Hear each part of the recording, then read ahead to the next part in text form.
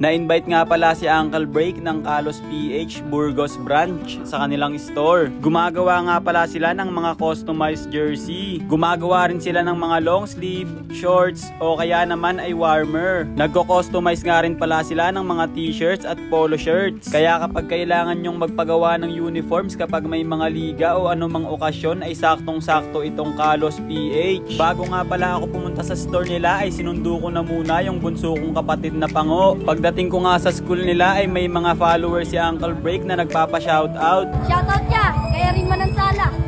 Yes. Okay. Shoutout. Tawa naman sa vlog. Isa pa. Shoutout kay Uncle Break.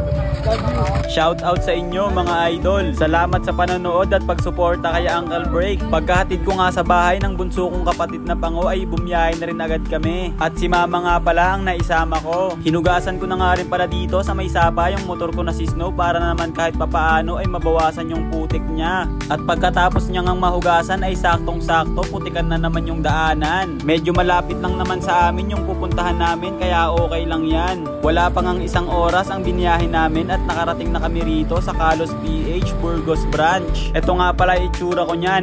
Guys, napaka-pogi ko talaga. May nakita na naman pala akong salamin kaya tamang mirror shot na naman ako nito kasama si Kobe. Sa second floor nga pala located ang Kalos PH Burgos branch. Kapag gusto mo nga ng quality na design at quality na tela ay dito ka na magpagawa. Napaka-solid nga rin pala ng tahi nila rito kaya hindi agad-agad masisira yung papagawa mo. Meron na nga rin pala sila ritong available na long sleeve, saktong-sakto to kapag may rides kayo. At kapag gusto mo naman ng jacket o kaya naman ay hoodie ay huwag kang mag-alala dahil gumagawa rin sila neto. Nabigyan nga pala si Uncle Break ng isang customized na long sleeve. Kaya ito nga at sinukat ko na agad at sinuot. Napakaganda nga pala ng design niya kaya siguradong bagay na bagay to kapag bumabiyahe na kami ni Snow. Tuwang-tuwa nga ako neto dahil yung pangalan ng page ko na si Uncle Break ay nasa sinusuot ko na long sleeve. Bukod nga sa customized na long sleeve ay nabigyan pa ako ng isa ng Kalos PH. Bukod nga sa mga long sleeve ay nabigyan din si mama. At t-shirt nga pala ang napili niya. Gustong gusto niya nga raw pala yung design neto kaya sinukat niya na agad at sinuot. Sheesh! Bagay na bagay nga dahil nagmukha na naman siyang dalaga.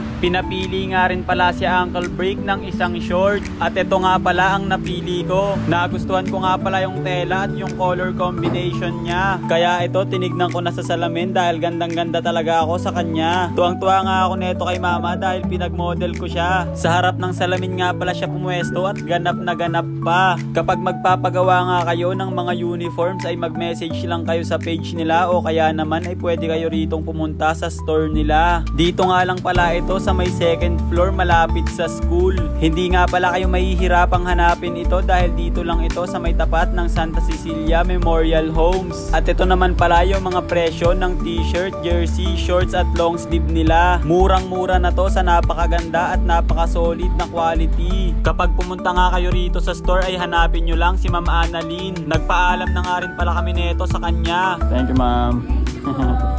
Maraming salamat nga pala sa Kalos PH dahil pinagkatiwalaan nila si Uncle Break sa kanilang produkto. Natutuwa nga ako neto dahil ang laki-laki ng ngiti ng nanay ko. Umuwi na nga rin pala kami neto ni mama pagkatapos. Yun lang guys, maraming salamat sa pagsuporta at panunood kay Uncle Break. Hanggang sa mga susunod na vlog. Peace out!